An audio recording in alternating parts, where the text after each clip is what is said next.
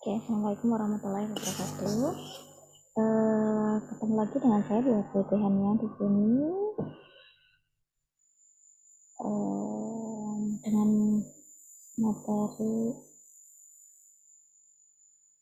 dengan materi KDM, yaitu tentang pemenuhan kebutuhan personal izin. Maaf, ini masih prodi kesehatan S1 ya, nanti saya ganti karena saya dosen di prodi kesehatan S1, jadi terbiasanya menggunakan ini di 4 ya, harusnya di 4 anestesi. Oke, saya akan masuk dengan materi selanjutnya, yaitu pemenuhan kebutuhan personal hygiene ya.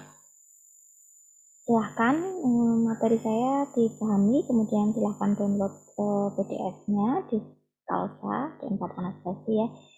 Kemudian nanti bisa menjadi bahan untuk melengkapi pengetahuan kalian ketika praktek maupun di laboratorium ya, selain modul yang tentunya yang harus kalian pegang gitu ya. Oke.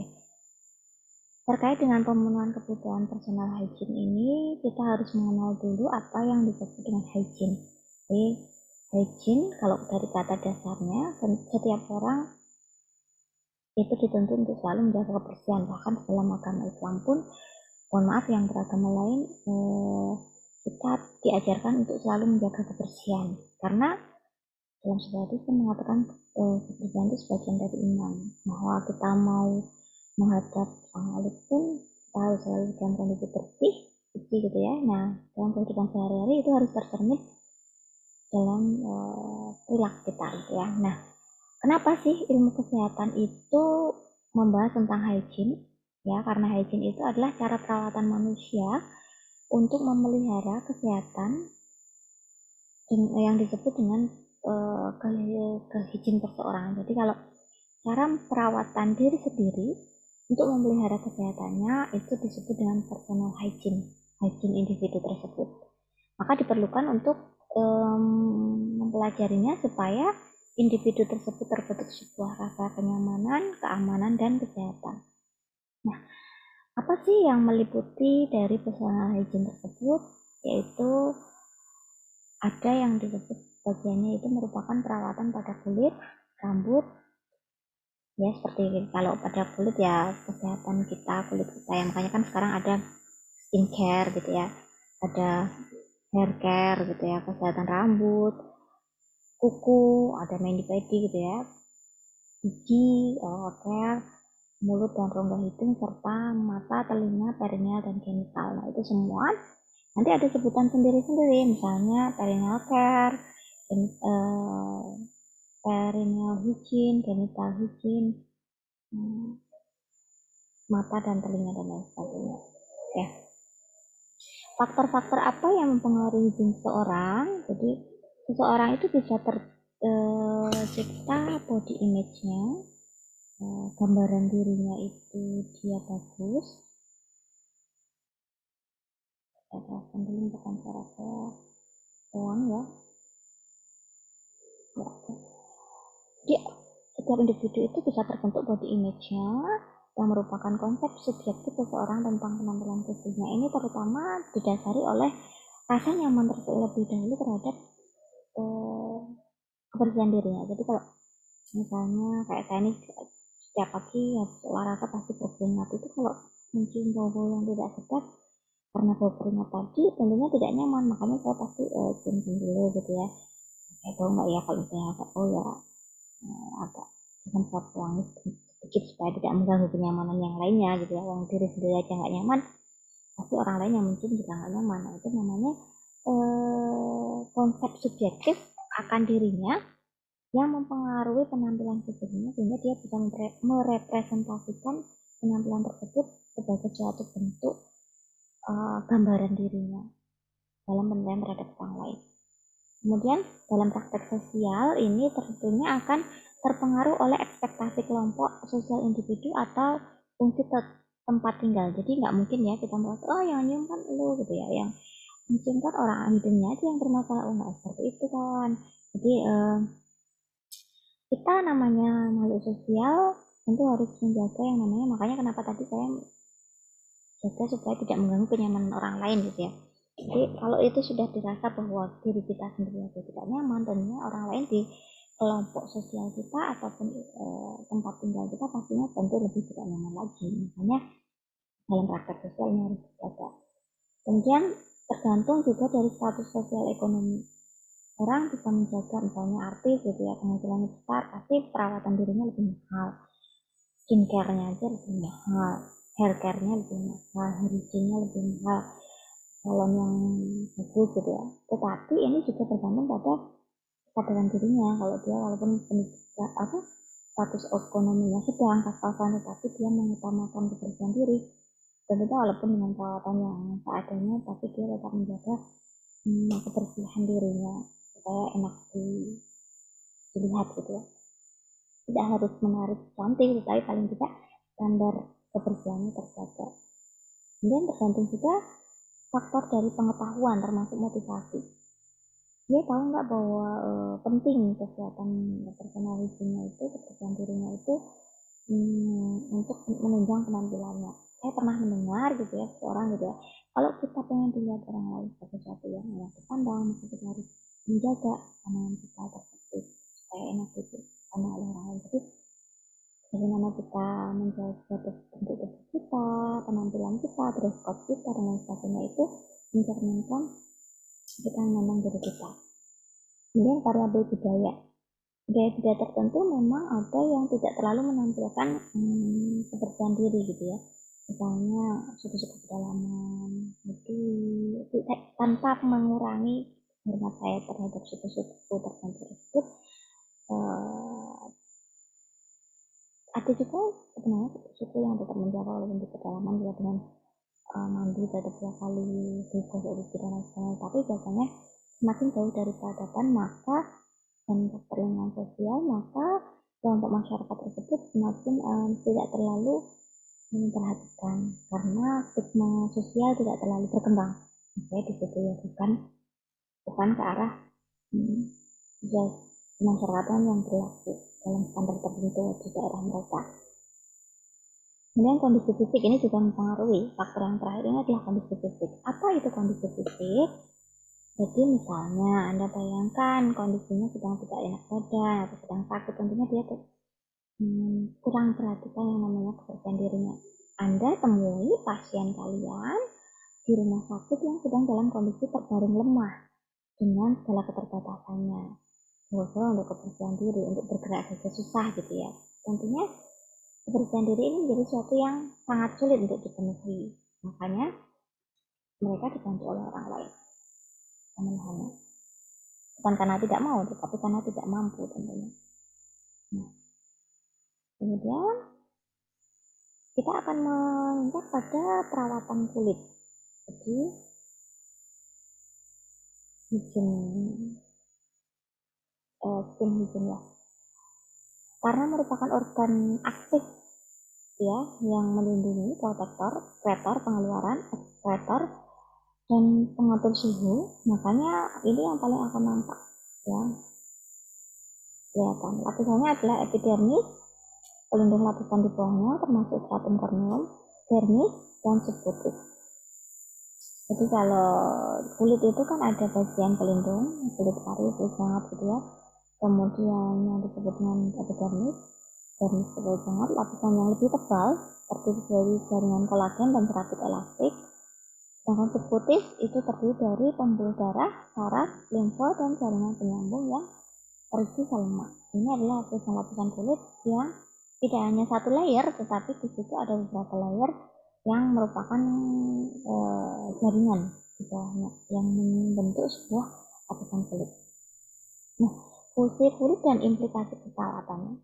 Jadi karena fungsi kulit tadi itu sebagai perlindungan, maka semakin melemahnya epidermis ini akan menjadikan kulit kita itu semakin rentan gitu. Maka akan terjadi proses, misalnya dalam suatu proses menggosok, menggunduli, kemudian kita mencukur tulisan kulit, alih-alih mencukur rambut yang ada di permukaan kulit ya, tapi ternyata di situ mengurangi mendesek gitu, atau mengurangi lapisannya gitu ya. Ini tentunya akan mempengaruhi kondisi epidermis, di mana fungsinya adalah melindungi jaringan di bawahnya.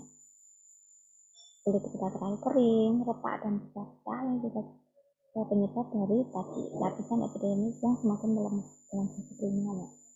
Kemudian fungsi yang kedua yaitu dia salah satu fungsinya adalah sensasi panas, hangat, dingin gitu ya, hangat dan dingin. Ini yang paling harus dijaga adalah di stratum corneumnya, lapisan epidermis di stratum corneumnya. Ini karena saya akan pembuluh darah, saraf dan pembuluh darah ya ke permukaannya. Ini harus dijaga stratum corneumnya. Sebagai pengatur suhu yang ketiga, ini kita harus mengendalikan faktor yang mengganggu kehilangan panas. Ini misalnya kulit kita itu kan kalau misalnya kondisi terlalu panas, kayak kulit kita berkeringat. Berusaha untuk mengeluarkan cairan yang berfungsi untuk melembabkan kehilangan panas tubuh. Karena kehilangan panas tubuh dengan evaporasi dan lain sebagainya, jadi kulit kita akan menjadi berkeringat. Ini adalah proses pengaturan suhu dalam kulit.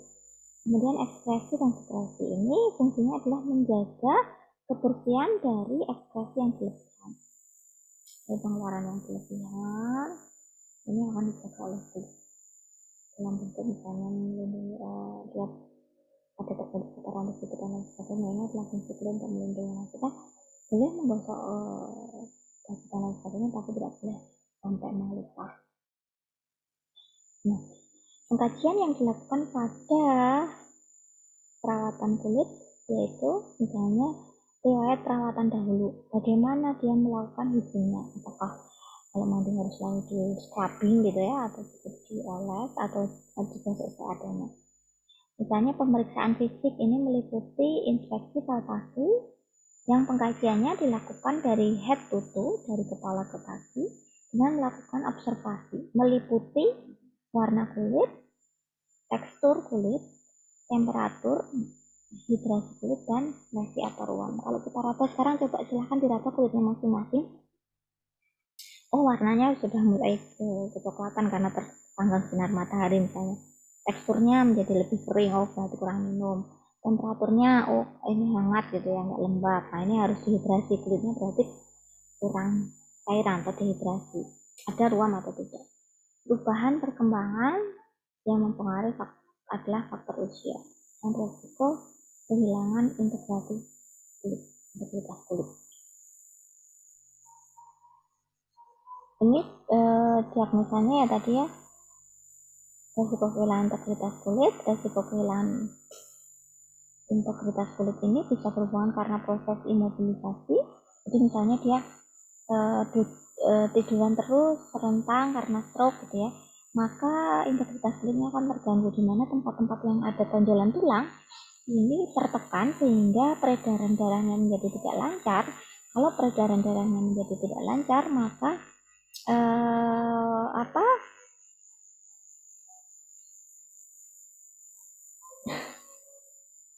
sebentar ya, ada iklan. Aliran darah di situ menjadi terganggu sehingga nutrisi dan oksigenasinya juga terganggu, sehingga peremajaan kulitnya akan terhambat atau proses regenerasi dari kulitnya. Kemudian penurunan sensasi, perubahan nutrisi dan hidrasi tadi mempengaruhi integritas kulit, sekresi dan ekspresi kulit, insufisiensi vaskular, dan peralatan eksternal. Peralatan eksternal itu contohnya apa ya? Terlalu banyak menggunakan pemanas di sekitar ruangan dan lain sebagainya, itu juga mempengaruhi kelembapan kulit. Nah, bagaimana sih karakteristik kulit normal? Jadi kalau kita lihat kulit normal, terlepas dari sebenarnya kulitnya itu kering gitu ya, kita harus agak kulit kita itu halus atau kering, jadi kelembapannya. Kulit itu utuh atau memiliki abrasi, robekan, gesekan. Kulit terasa hangat atau dingin ketika dipalpasi. Kulit lembut dan fleksibel ini adalah ciri normal. Ada turgor yang baik dengan kulit secara umum itu halus dan lembut. Warna kulit itu beragam, tetapi sama pada bagian tubuh yang lain. Jadi misalnya pada area-area yang terbuka tangan, telapak tangan bagian luar, muka, kaki gitu ya, mungkin akan lebih cenderung hiperpigmentasi dibandingkan kulit yang tertutup. Itu wajar ya, tetapi akan sama kulitnya. Jadi nanti kalau Anda menemui seorang pasien itu warna kulitnya itu ada yang putih, ada yang gelap gitu ya, kayak psoriasis dan lain sebagainya, kemudian gangguan pigmentasi kulit gitu ya, ada gangguan autoimun juga, itu merupakan gangguan, jadi itu tidak normal. Nah, diagnosa perawatan yang mungkin muncul yaitu kalau menggunakan Anda ada kerusakan integritas kulit berhubungan dengan tekanan dari gips, mobilisasi, transfer kimia dan lain sebagainya. Risiko kerusakan integritas kulit berhubungan dengan imobilisasi, insufisiensi vaskular, dan lain sebagainya. Perubahan terjadi jaringan perifer, perubahan dengan gangguan aliran darah arteri dan vena, dan defisit perawatan diri. Nanti ada yang lain berhubungan dengan nyeri tangan. Ini dalam kulit ya. Implementasinya kalau terlihat kulit ini gangguan integritas jaringan tadi ya, atau defisit perawatan diri mandi ya, berarti memandikan klien. Harus dikaji juga tingkat ketergantungan pasien. Kalau misalnya sangat tergantung, maka dimandirikan dengan peningkatan tingkat kemandiriannya dari yang sangat tergantung menjadi dibantu sebagian. Perineal hygiene ini bagian integral dari memandikan, maka harus selalu dibersihkan juga dan gosok punggung, melakukan kulit dan memperlancar vaskularisasi. Sekarang kita beranjak ke perawatan kaki dan kuku. Setelah kulit kita ke kaki dan kuku.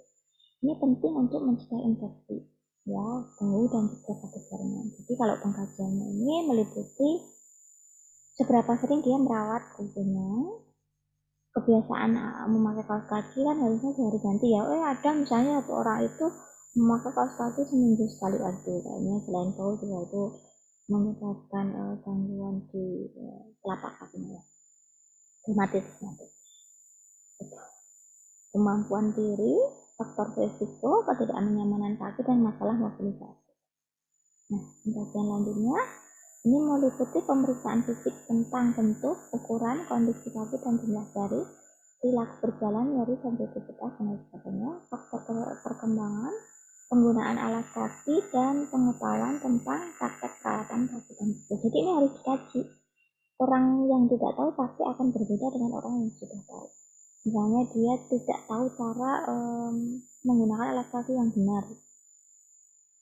Ada kan itu bangsa mana ya, Tibet atau enggak, atau dalaman mana itu yang dia memang kaki menggunakan alas kaki yang sempit sehingga kakinya itu menepik gini, kayak kaki balerina gitu ya. Tapi kan nggak bagus. Mungkin secara budaya dia disebut kakinya bagus dengan semakin kakinya yang bentuk seperti balerina itu menjadi bagus, tapi kan cara menampaknya jadi tidak sehat, tidak bagus, tidak ergonomis. Nah, ini penggunaan alas kaki yang tidak tepat karena faktor budaya. Kemudian pengetahuan tentang praktek perawatan kaki dan kuku, boro-boro menggunakan mani-pedi gitu ya, mau gunting kuku yang benar aja dia tidak tahu, yang penting dia rata gitu ya, padahal kan harus mengikuti bentuk kuku misalnya. Nah, ini masalahnya yang sering muncul yaitu tentang kalus, cutting mulmul. Kalus itu bagian yang mengeras di ujung kuku gitu ya. Cutting mulmul itu keratosis disebabkan karena friksi dan tekanan. Jadi kukunya itu mengeras karena friksi dan tekanan. Kutil yaitu luka yang menjamur, biasanya penyebabnya adalah virus papiloma. Kemudian tinea pedis, jamur yang ada di kaki. Kuku tumbuh ke dalam, inguinal gitu ya. Paronisia, inflamasi jaringan setelah bintil kuku atau cedera lain, dan bau kaki akibat keringat yang berlebihan dan mikroorganisme. Ini adalah masalah-masalah yang sering muncul di kesehatan kaki dan kuku. Ini diagnosa andanya ada nyeri berhubungan dengan pembentukan kalus atau kuku kaki yang panjang masuk ke dalam gitu ya, hambatan mobilitas fisik berhubungan dengan luka pada kaki atau inguinal, kerusakan integritas kulit berhubungan dengan friksi karena akibat sepatu, pemotongan kuku yang tidak tepat, risiko kerusakan integritas kulit berhubungan dengan alas kaki yang tidak tepat, dan risiko pengetahuan perawatan kaki dan kuku berhubungan dengan kurang terpapar informasi atau misinterpretasi informasi. Nah, ini implementasinya. Ketika pasiennya tidak tahu bagaimana cara perawatan kaki dan kuku, maka sebagai perawat kita harus semua memberikan pengetahuan kaki yang baik, perhatian khusus ini diberikan misalnya pada klien dengan diabetes mellitus. Sebenarnya dia tahu tapi tidak mampu merawat kakinya, kena apa? Bisa aja nggak kerasa, apalagi hanya kuku yang patah. Kadang penyakit DM itu seperti itu kalau sudah grade-nya ya.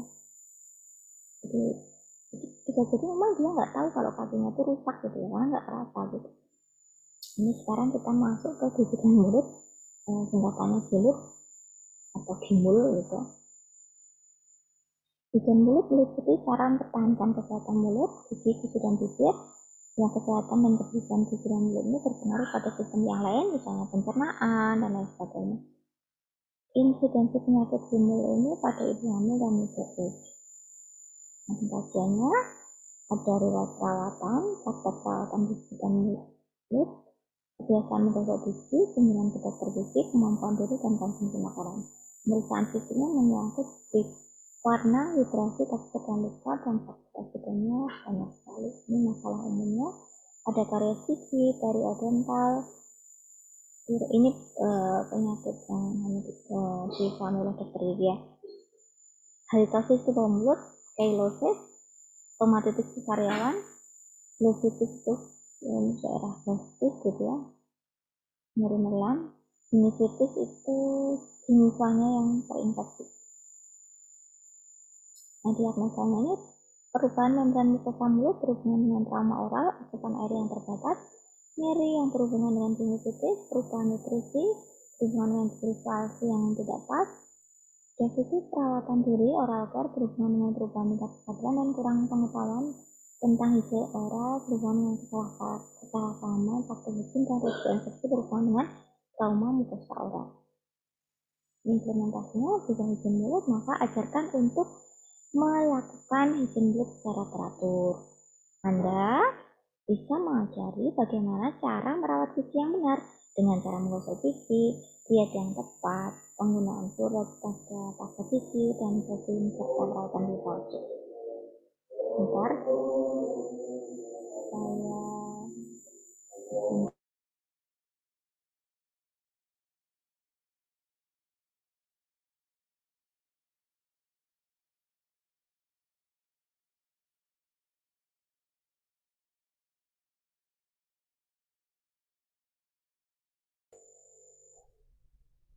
oke, kita lanjutkan ya. Tadi ada azan sebentar. Tadi sampai mana?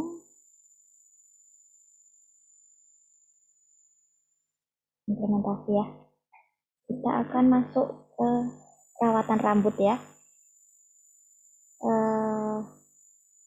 Jadi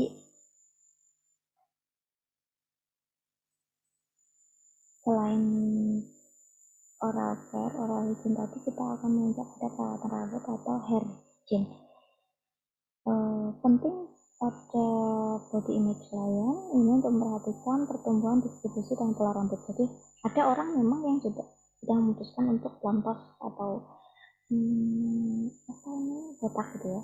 Ini butuh nyali yang besar gitu ya untuk menerima rambut tersebut. Ini orang-orang yang luar biasa menurut saya tingkat kepediannya. Ini tidak semua orang seperti itu gitu ya. Kadang botak sebelah saja, sedikit saja dia sudah tidak pede gitu ya. Makanya kita harus kaji yang namanya inspeksi pada kepala klien, termasuk dengan kulit kepalanya, kaji tentang kebiasaan perawatan rambut dan kulit kepala, perubahan perkembangan dan kemampuan diri. Jadi bahkan orang yang dalam tanda kutip tidak punya rambut itu pun butuh perawatan kulit kepalanya ya, yang mungkin saja bisa jadi lebih mahal daripada yang punya rambut gitu ya, tapi tidak dipelihara. Kalau punya rambut tapi dipelihara mungkin sama lah ya. Terus masalah-masalah rambut dan kulit kepala ini biasanya berkisar antara ketombe, adanya kutu gitu ya, faktor penyakit lain, Rocky Mountain, itu penyakit-penyakit yang ada di kepala, dan pediculosis capitis atau borok gitu ya, pediculosis corporis, pediculosis pubis, ini kutu yang ada di kaki dan di gitu kan, alopecia atau botak. Jadi kan rambut tidak hanya di kepala ya, ada di kulit kaki, ada di maluan dan lain sebagainya. Jika itu ada pedikulosusnya, berarti namanya mengikuti tempatnya. Kemudian diagnosanya, orang yang mengalami alopecia atau kebotakan bukan pilihannya gitu ya, karena suatu kondisi rambut yang bermasalah, rontok dan lain sebagainya, itu biasanya akan mengalami diagnosa gangguan citra diri berhubungan dengan penampilan fisik yang kurang menarik pada alopecia. Resiko infeksi ini mungkin terjadi jika ada laserasi kulit kepala dan gigitan serangga dan gangguan rasa nyaman. Ini fatal berhubungan dengan toksisitas parasit. Jika ada parasit di kepalanya mungkin fatal juga. Implementasinya menganjurkan untuk disikat dan disisir, dicukur gitu ya, penyukuran, perawatan penyucian sehat dan shampoo tentunya harus ramah. Nah, ini terkait dengan lingkungan ruangan. Jadi kan kenapa judulnya personal hygiene dan lingkungan? Jadi saya tambahkan sedikit tentang lingkungan ruangan, hygiene lingkungan gitu ya. Ini merupakan prioritas perawatan yang berfungsi untuk mengurangi hospitalisasi. Jadi ini di rumah sakit ya, yang biasanya kita harus memperhatikan kondisi keamanan lingkungan dan kesehatan lingkungan, supaya makanya ada bidang studi yang mempelajari tentang kesehatan lingkungan, karena ini sangat berpengaruh, terutama kalau di perawat itu ada dulu seorang teoris yaitu Florence Nightingale yang mengatakan bahwa kesehatan lingkungan itu sangat mempengaruhi kondisi kesehatan individu atau klien ya. Jadi misalnya lingkungan terlalu bising, terlalu lembab atau terlalu berjamur gitu ya, atau terlalu panas gitu ya, itu menyebabkan kegagalan dalam mempertahankan kenyamanan ya. Bisa dilakukan intervensi berupa membersihkan peralatan ruangan, kemudian mempertahankan kenyamanan di meja atau tempat tidur, kursi, lampu, memperhatikan tempat kebersihan, sampah dan lain sebagainya itu ya. Apalagi sampah medis nih, biasanya harus benar-benar perawatannya ya. Itu yang bisa saya sampaikan terkait dengan perawatan personal hygiene ya, pemenuhan kebutuhan personal hygiene dan lingkungan ya.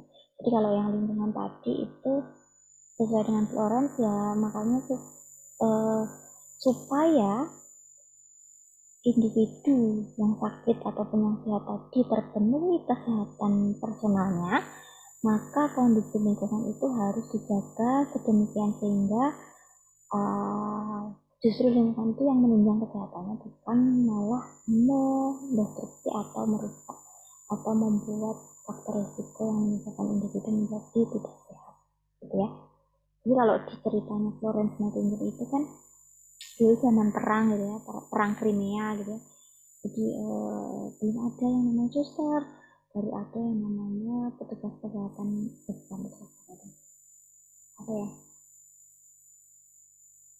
relawan dari biara yang bertugas secara sukarela untuk membantu korban perang supaya bisa dirawat atau dimakamkan secara layak. Jadi kalau di perang Crimea itu kan banyak sekali jenazah atau korban perang, sehingga ketika dimasukkan ke rumah sakit itu malah menyebabkan tumpukan-tumpukan darah dan mayat gitu ya, yang malah menyebabkan penyakit lain yang timbul, misalnya tipoid, misalnya gangguan kulit yang lain gitu ya. Itu justru malah menyebar karena kondisi yang tidak sehat. Makanya di situ Florence itu mengupayakan kebersihan lingkungan itu untuk menunjang kesehatan pasiennya dengan cara apa? Memberikan sisa-sisa tumpukan darah,